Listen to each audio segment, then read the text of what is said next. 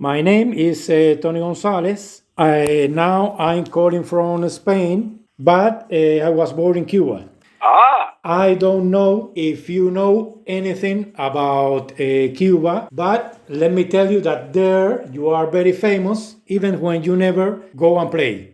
Cuba. Okay, Yes, fantastic. That's a great one, a new one. yes, I have friends in Cuba. Yeah. you are very famous. I remember that the first CD I had from you, I had a soul attack. Yeah, that's a musician's favorite. And then I remember that a friend of mine gave me one night a Budokan. Oh, and to me was really, really impressive. Yeah, I was very happy with it too. And a lot of Deep Purple fans follow your band because in the first CD you had Cassie Powell. And Yes.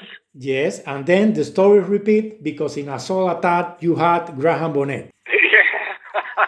Today we are going to speak a little about Immortal, Okay. and I think that today you are in a good mood. Yeah. The first surprise was coming with Drill to Kill. The singer there is the singer Ralph Shipper. Yes. So why did you choose him to sing this song? Oh, this is a long story.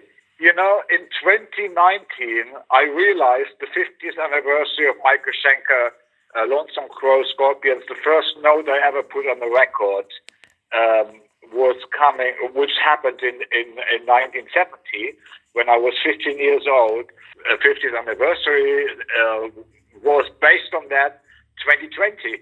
And I wanted to celebrate this with musicians, fans and friends, and from all over the world. And it was really hard work to get it together. It was dragging on. Eventually, I thought I missed the timing and I kind of gave up. Then my agent told me, Michael, the Lonesome Crow Scorpions album came out in 1972. So I said, so I've got 2 more years to do this. So I had hope again. And then, but this time I wanted to put a compact band together, to make it more simple, have a humble 50th anniversary and get done with it. So basically, I asked Ronnie Romero, who was already singing on the Resurrection album, We Are the Boys, and I asked him, if he would want to be the singer of the whole 50th anniversary. He agreed. And then, of course, Bodo Schopf was already on board, the great drummer, and Steve Mann, fantastic keyboard player, and then Barry Sparks kept emailing me, Michael, I want to be your bass player. I said, okay, you got it. Yes. So I had a complete band together. In 2020, early 2020, around, I think it was January, I went on the metal cruise, the 70,000 tons of metal.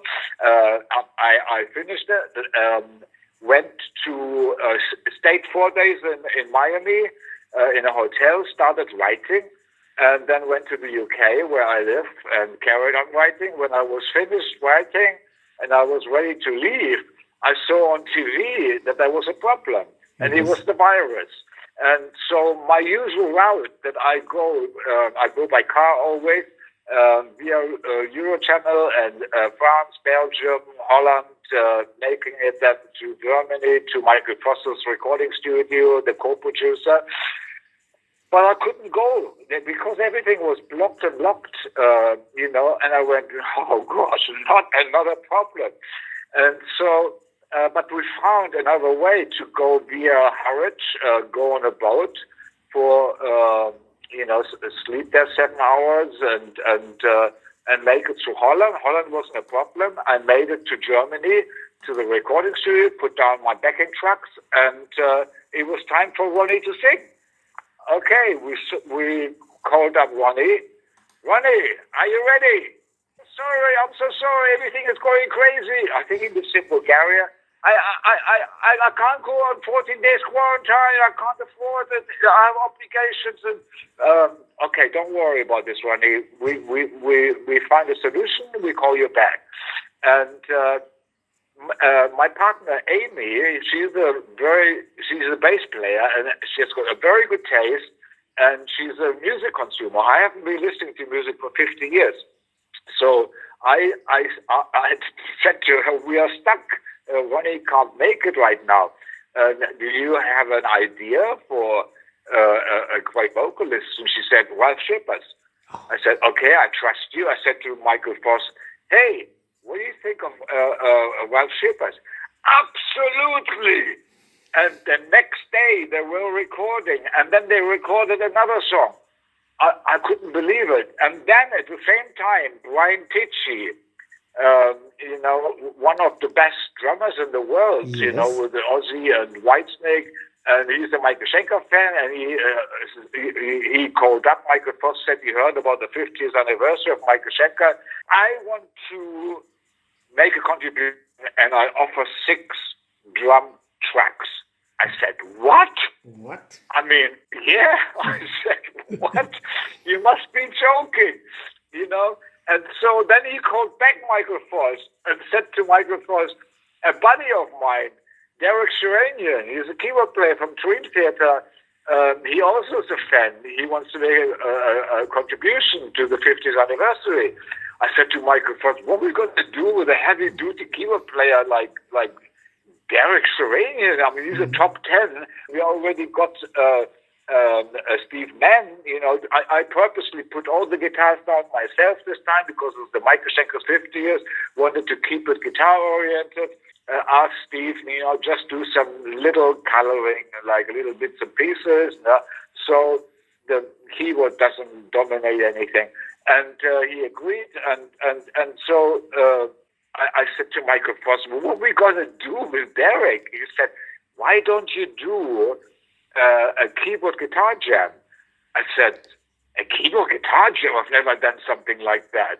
He said, "Well, that would be a great idea to do something fresh, especially for the 50th anniversary, to do something you've never done before." I said, "You mean like John Lord and Richie Blackmore?" He said, "Yeah, something like that."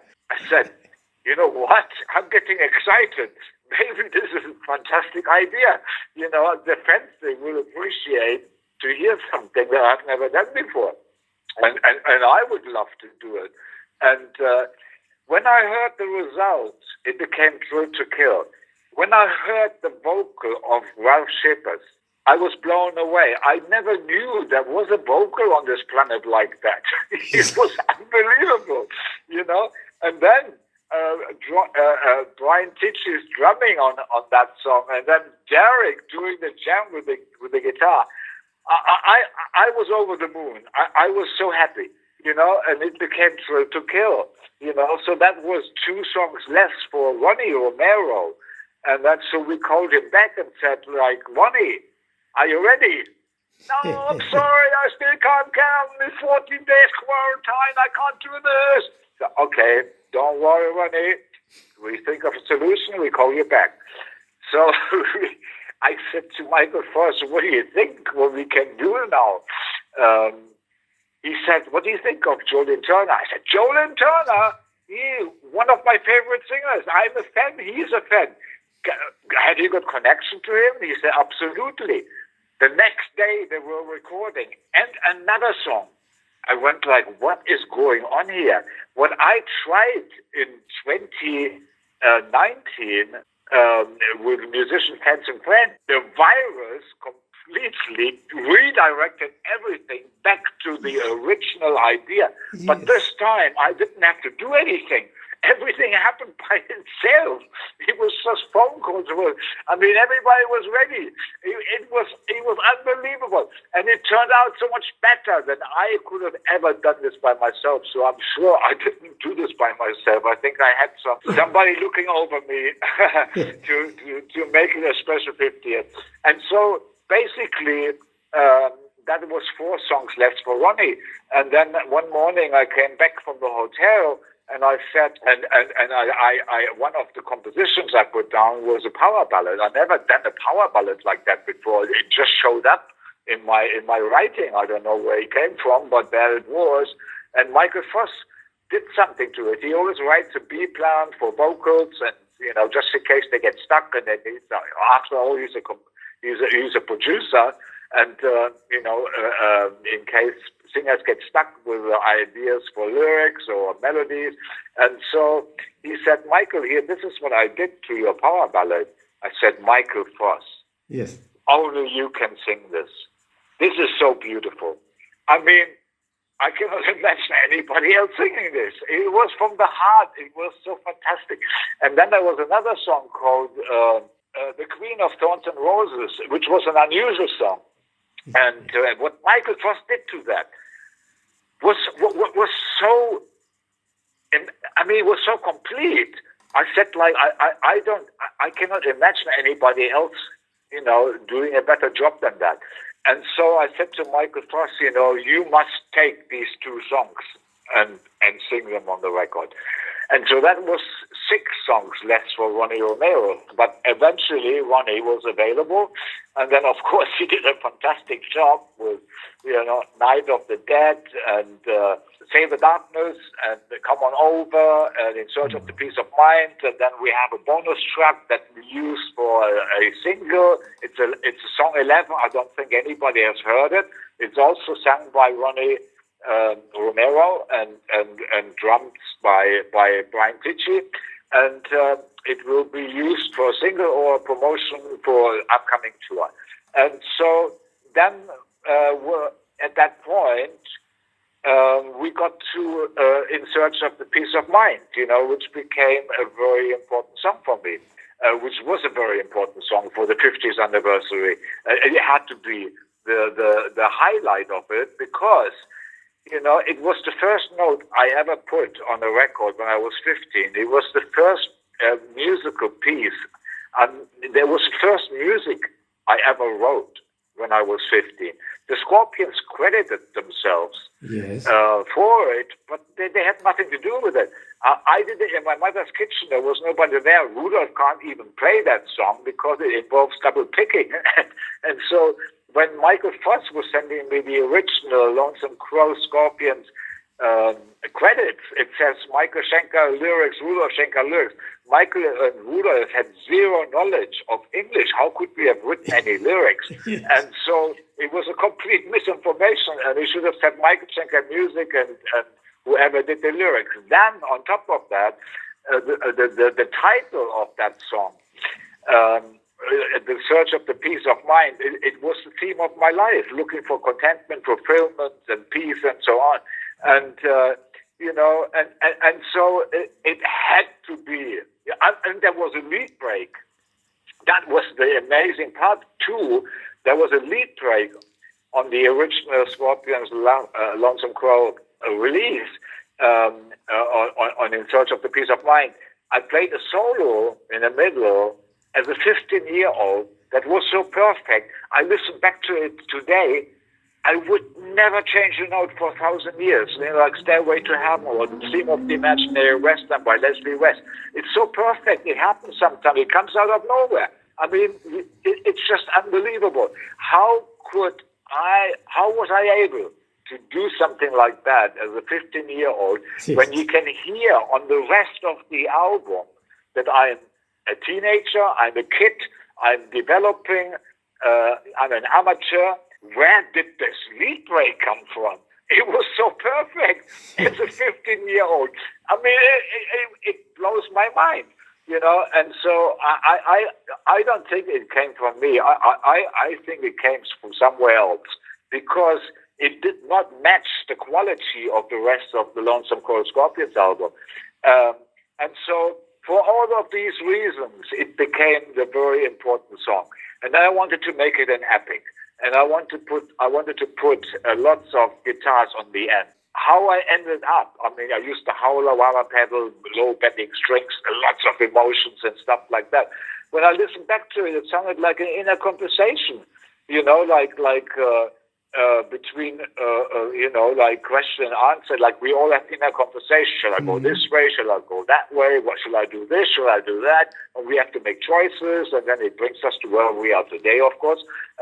And so, but the lead guitar, when I listen to it, it sounds like it describes my whole journey 50 years journey, like an inner conversation expressed on lead guitar, like, answer and question, and going through the dramas of life and stuff like that. And then on top of that, I asked Gary Barden if he would sing the first verse, yes, because his vocal is so like a man, deep and vibrato, beautiful melodies, but of course he was copying what the Klaus already did, but how he did it, and he said, of course, Michael, I would do this for you, and so he made that contribution, and so beautiful. And then Ronnie, of course, he was singing then the next when he goes up in Rain and the second verse, and so on. Then I had another idea. Why don't we invite Robin McCauley to give White and Great Bonnet to go, and I try, just to make a contribution, And they said, of course we do that. And they did. At the end, I was so happy. I mean, I could have never done this better or by myself. And I tell you, I feel like it's a gift from heaven telling me, Michael, this is what we give you as a present for the 50th anniversary, for staying true to yourself for so many years and not getting tempted. Talking about your style, I remember when I was living in Cuba, maybe 25 years ago, that some guitar players study your music, your style, your solos, and one of them called Irving told me that you usually play 2 different solos in each song. Then I checked the first MSG recordings and it was right. And yesterday when I checked Immortal, I saw that you are doing again 2 solos for each song. One is more melodic, the other is faster. So tell me about it. How do you make the solos, Michael? By going to the inner spring of infinite creativity, being myself, and having a healthy way of balancing. When I put a set together, you have to put the set together balanced so that people don't get bored. You don't want to play 10 power ballads in one go. Yes. You have to make it like a book. You want to read a book. You don't want to get bored. You have to balance the book. If you put together an album, you have to balance an album. You don't want to bore people. If you play a solo, you are in the moment and you play. The moment you play your part in that middle solo, the way you feel it should be. Yes. And I have to go now. The interview is over. I have to get ready for the next one. I'm so sorry. No, bye, Michael. You made my day. Bye-bye. Bye-bye.